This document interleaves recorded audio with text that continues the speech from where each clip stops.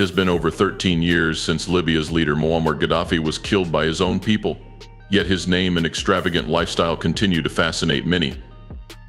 Beautiful female bodyguards always circled him, but in their shadow stood his wife, hidden from the public eye for over 40 years. For decades, she suffered her husband's countless affairs. But what happened to her after his death? Where is she now? And what do we really know about the women who watched Gaddafi and their true role in his life? Muammar Gaddafi ruled Libya for 42 years, from 1969 to 2011. He was known as a dictator, a leader who tolerated no competition and kept the attention firmly on himself. Gaddafi was a man of contradictions, cruel, charismatic, feared, and respected. He built a cult of personality where no one else in Libya could shine brighter than him. Gaddafi came from a Bedouin background and stayed deeply tied to his roots. One of his most eccentric habits was his insistence on living in a tent, no matter where he went. Even during foreign trips, he would bring his luxury tent with him. For example, he pitched his tent in the grounds of the Elysee Palace during a trip to France. In Italy, he set up his tent in a park near Rome and even tried to pitch it in New York during a visit to the United Nations. This lifestyle was a statement of his identity, showing the world that he never abandoned his Bedouin background. His clothing choices were equally expensive. Gaddafi wore bright, flowing robes often adorned with elaborate patterns and accessories. Sometimes he would wear military-style uniforms covered in medals and insignias, despite never having won them in battle. Other times he would appear in traditional African garb or outfits inspired by royal costumes. His wardrobe was not just about fashion, it was his way of keeping in the spotlight and presenting himself as a larger-than-life figure. Gaddafi loved being the center of attention. He gave long, fiery speeches and basked in the adoration of his fans. However, his success came at a price. He crushed any opposition and ensured that no one in Libya could question his power or overshadow him. He was the only prominent person in the country, and his cruelty was well known. Yet, his charm kept him in control for decades, even as his people suffered under his rule.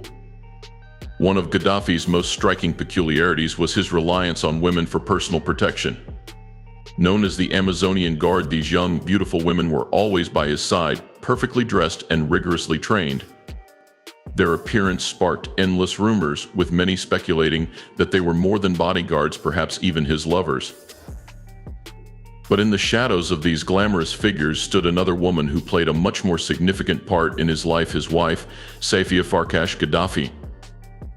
Unlike the highly visible Amazonians, Safiya stayed out of the public eye. She dedicated 41 years to their marriage, raising 7 children and staying loyal to him until his final days. Safiya's life is wrapped in mystery. Unlike her husband, who dominated the spotlight, she stayed out of public and political matters. Rarely did she attend official events, and she never accompanied Gaddafi on his foreign trips. Her absence from the public eye was so complete that it was almost impossible to find shots of the two together. The few family photos that exist today surfaced only after Gaddafi was overthrown, discovered among the remnants of their old lives. These images show that Safiya preferred to live in the shadows, avoiding the attention her husband thrived on. Despite her quiet life, Safiya seemed to hold a special place in Gaddafi's world. She stayed by his side for over 4 decades, enduring his excesses and eccentricities. Gaddafi, known for his obsession with beautiful women and endless rumored affairs, could have chosen anyone, a princess, a supermodel, or a celebrity. Yet he stayed married to Safiya Farkash. Why? Who was this mystery woman who managed to stay in his life for so long? Muammar Gaddafi first married in 1969 at the age of 27, soon after taking power in Libya. As a leader, he was supposed to have a wife, and his first marriage was to Fatiha al-Nurai. However, their marriage was brief. Although they had one son, Muhammad Gaddafi, their relationship was strained, and the couple split just a year later. Gaddafi's second wife, Safiya Farkash, became the woman who would stand by his side throughout his rule, staying with him until his death in 2011. Their meeting happened under unusual conditions. In 1969, after Gaddafi had come to power, he was hospitalized with appendicitis. Safiya, a nurse at the time, cared for him during his stay. Gaddafi later claimed it was love at first sight, and their bond quickly deepened. The following year they married, starting a partnership that spanned over 4 decades. Safia Farkash's origins remain mysterious, with conflicting accounts adding to her enigmatic image. One version says that she had Croatian or Hungarian heritage, with her family reportedly hailing from Mostar, a city in Bosnia and Herzegovina. Her surname, Farkas, is a common Hungarian name meaning wolf. Some say her grandfather, Ivan Farkas, was a minor Hungarian official stationed in Mostar during the Austro-Hungarian Empire. According to this account, Safia met Gaddafi while he was studying at a Yugoslav military school before his coup in 1969. Another version places her roots firmly in Libya. This account says that Safia was born in Beta, a city in eastern Libya, and belonged to the Barassa tribe. She allegedly met Gaddafi while treating him as a nurse in the hospital. Despite the discrepancies in these accounts, what is certain is that Safia became an important part of Gaddafi's personal life. Safia Farkash and Gaddafi had 7 real children, 6 sons and 1 daughter, as well as 2 adopted children. Over the years, she stayed a constant presence in his life, even as he surrounded himself with female bodyguards and was rumored to have numerous affairs. Unlike her husband, who thrived in the public eye, Safia lived a quiet life, avoiding political or public actions. Photos of them together are rare, underscoring her desire to stay out of the spotlight. Despite Gaddafi's reputation for being obsessed with beautiful women and his countless infidelities, Safia stayed by his side for over 40 years. Her enduring loyalty raises questions about their bond. Was it love, duty, or a mix of both that kept her committed to him? Safia Farkash's life remains a puzzle, but her presence in Gaddafi's turbulent world surely left an indelible mark on his legacy. Gaddafi's children with Safia Farkash played important roles in Libya during his 42-year reign.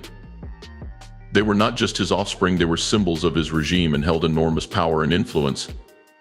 However, their behavior and privileged lifestyle often drew criticism and sparked resentment among the Libyan people. Several of Gaddafi's sons became notorious for their lavish lifestyles and controversial deeds. Their wealth and power allowed them to live extravagantly, often flaunting their riches in a country where many citizens struggled with poverty. This disparity caused deep resentment toward the Gaddafi family and their regime. Their acts, both at home and abroad, often embarrassed Muammar Gaddafi and tarnished the image of his government. One of the most infamous sons was Saif al-Islam Gaddafi, often considered his father's possible successor. Saif was highly educated, having studied in London, and presented himself as a reformer. However, his image was tainted by accusations of corruption and his participation in suppressing dissent during the 2011 uprising. Another son, Hannibal Gaddafi, earned notoriety for his aggressive and antisocial behavior. His acts, including violent altercations and high-profile scandals in Europe, drew international attention. Hannibal's reckless behavior, along with that of his brothers, sparked criticism of the Gaddafi family both within Libya and abroad. Muhsin Gaddafi, another of Muammar's sons, held an important role in the regime as national security advisor. Known for his military goals, he was considered one of his father's most loyal supporters. Muhsin's position gave him immense power, but his impact also added to the public perception of the Gaddafi family as corrupt and self-serving. Although Safia Farkash, Muammar Gaddafi's wife, lived in the shadows and avoided public appearances during his rule, she was far from a passive figure. Safia was an incredibly wealthy and influential woman, playing a significant part behind the scenes. Her wealth and rank made her one of the most powerful women in Libya. Safia owned Barak Air, a private airline based at Mitiga International Airport in Tripoli. This airline worked independently of Libya's national carrier and even monopolized the transport of Libyan pilgrims during the Hajj season. Her control over such a critical enterprise underscored her business acumen and influence, which went beyond her husband's regime. The amount of Safia's wealth remains a topic of speculation. One widely circulated claim says that she owned 20 tons of gold, cementing her as one of the wealthiest people in Libya. These reports align with WikiLeaks documents describing the Gaddafi family as powerful and rich, yet fractured and dysfunctional. According to some estimates, Safia's fortune hit $30 billion during her husband's rule. Despite her considerable wealth, Safia kept a relatively low profile. She traveled discreetly, often in rented planes followed by a procession of cars. Even when holding events, such as celebrations of the 1969 revolution at the Bab al-Azizia compound, she chose modest gatherings rather than grand displays of luxury. Safia's public engagement grew slightly in later years. For instance, she attended the graduation of female police students in 2010 and rarely participated in celebrations of her husband's rise to power. However, these appearances were rare and carefully managed, reinforcing her preference to stay out of the limelight. Her impact extended beyond Libya as well. In 2008, Safia was chosen vice president of the African First Ladies Organization during a meeting of African Union leaders in Sharm el-Sheikh, Egypt. Interestingly, she was not present at the meeting and had never actively participated in the organization's actions, highlighting the symbolic nature of her role. Reports during the Lockerbie crisis showed the staggering extent of the Gaddafi family's wealth. In 1992, the International Coalition Against War Criminals estimated that Gaddafi's fortune had hit $80 billion, with Safia controlling a major portion of this wealth. Her vast resources and behind-the-scenes influence made her a formidable figure, even though she rarely entered the public eye. It is not surprising that Safia Farkash accepted her husband's numerous affairs and his well-known attraction to beautiful women. As Muammar Gaddafi's wife, she enjoyed immense wealth and power in Libya, having a position few could rival. She seemed willing to endure his temper and infidelities to keep her status and influence. Safia likely knew that her husband's dalliances were part of his nature and chose to turn a blind eye, prioritizing her privileged position over personal grievances. Starting in the 1980s, Muammar Gaddafi's infidelities played out publicly, right under Safia's nose. By then, the Libyan leader was moving with a personal entourage of female bodyguards known as the Amazons. Officially, this was Gaddafi's way of showing his commitment to women's rights. He claimed to have elevated women to equal status with men, allowing them to serve in the military and presenting Libya as a place where gender equality had been achieved. The Amazons were seen as the most loyal and trustworthy defenders a leader could have. Gaddafi often bragged that women made better bodyguards because they were less likely to betray him. However, their presence sparked widespread rumors, with many thinking they were more than just his protectors.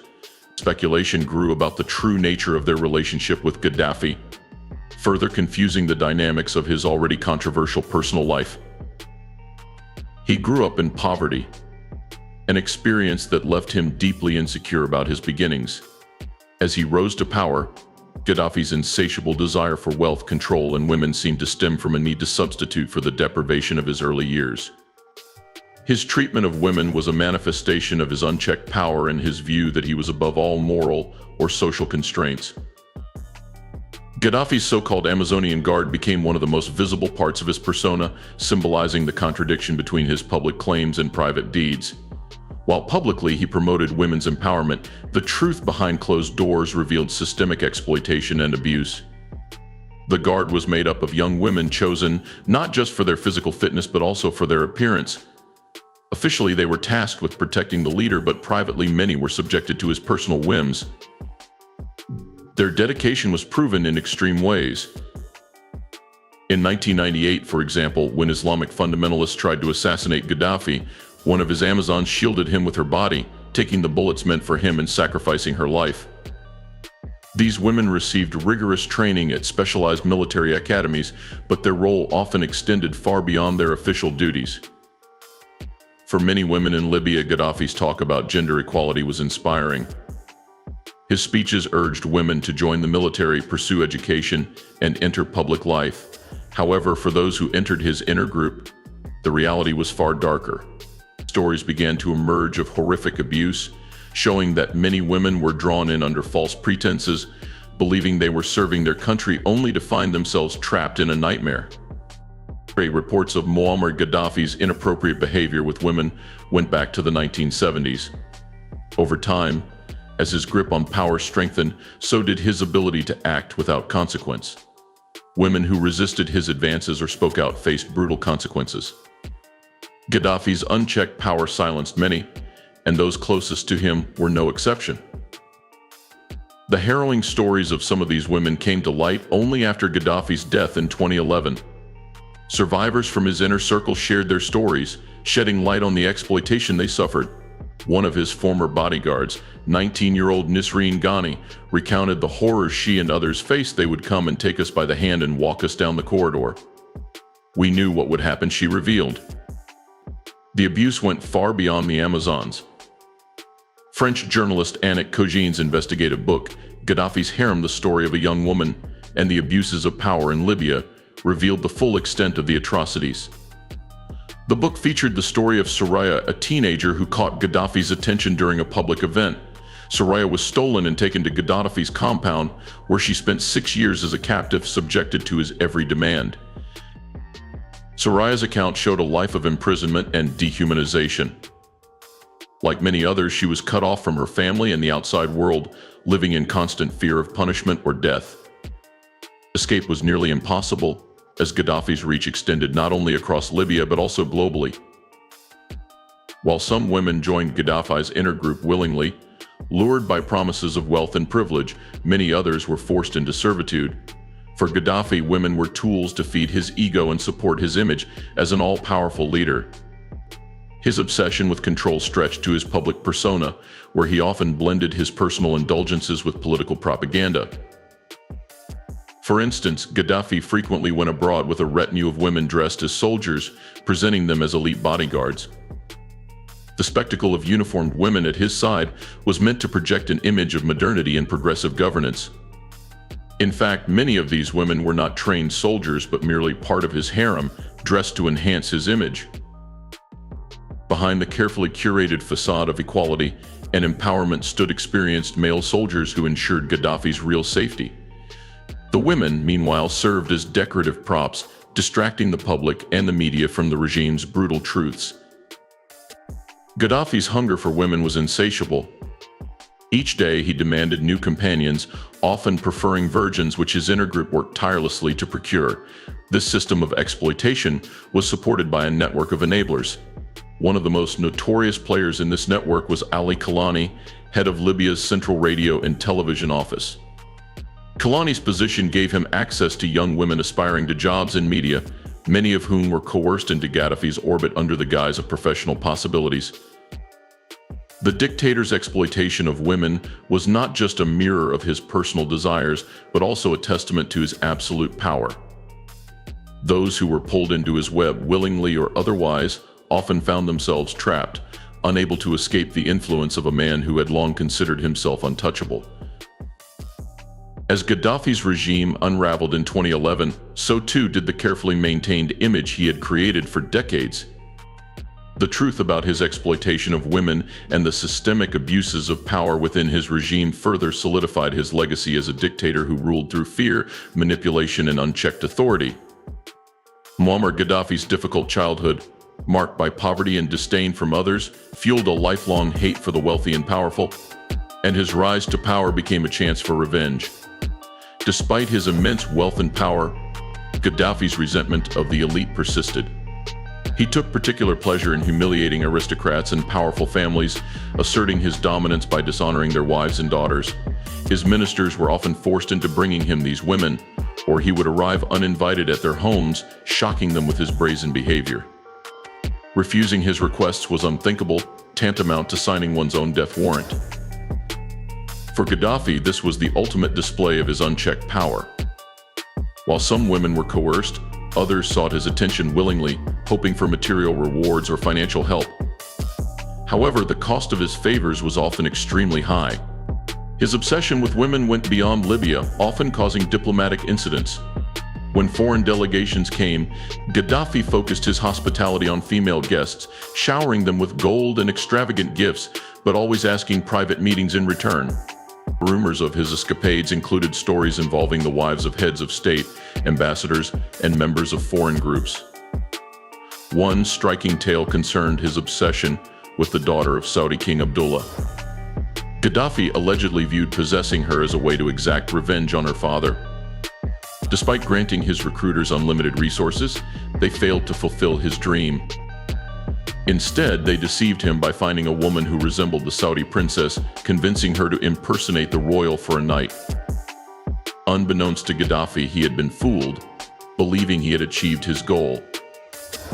Gaddafi's rule, marked by unbounded power, came to a brutal end in 2011 when he was killed by his own people during the Libyan civil war. Neither his Amazonian protection nor his vast wealth could save him. Many of the Amazons met terrible ends while others fled abroad. His family also faced grim fates. Some were killed and others scattered across the world. Safiya Farkash, Gaddafi's wife, had endured decades of her husband's infidelities in exchange for wealth and power. She stayed by his side until the regime's collapse. As Tripoli fell, Safiya left Libya with her surviving family members, escaping in armored Mercedes-Benz vehicles toward Algeria. At the time, her overseas assets were believed to be worth around PS18 billion, but these accounts were frozen due to international sanctions. In the chaos that followed, survival became the family's sole concern. A year later, Safiya was given political asylum in Oman, where she found refuge. By 2023, reports claimed she was living in Cairo, Egypt, far removed from the opulence and power she once enjoyed. Other rumors speculated about potential residences in Germany or Croatia, but no proof has substantiated these claims. Today, Safiya's life remains wrapped in mystery. Of the 9 children she and Gaddafi raised, 7 biological and 2 adopted, several have died during the Libyan civil war or in its fallout. Her surviving children live in exile, scattered across different countries. As a mother, she likely focuses her energy on staying close to them and preserving what remains of her family. In February 2024, the United Nations Security Council lifted Safiya Farkash's travel ban, granting her freedom to move globally. However, the freeze on her assets remains in place, barring her from accessing or utilizing the vast wealth collected during her husband's rule. Safiya Farkash's story is one of paradoxes. As the wife of a man whose name became synonymous with tyranny, she spent most of her life in the shadows, avoiding the attention.